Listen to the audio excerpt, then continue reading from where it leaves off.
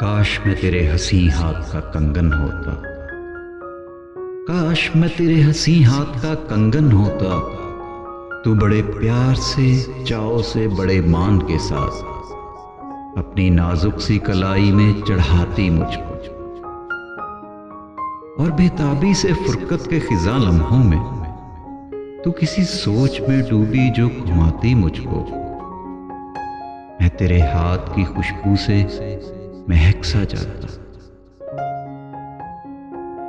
جب کبھی موڈ میں آ کر مجھے چوما کرتی، تیرے ہونٹوں کی میں حدت سے دہک سا جاتا،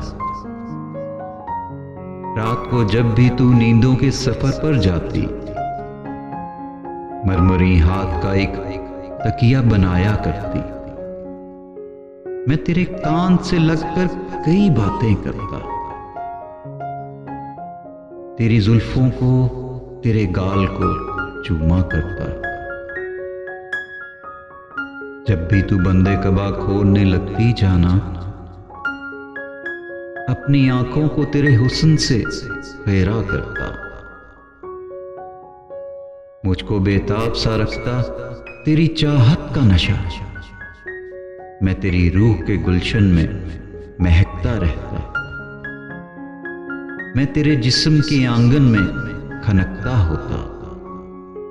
کچھ نہیں تو یہی بے نام سا بندھن ہوتا، کاش میں تیرے حسین ہاتھ کا کنگن ہوتا، کاش۔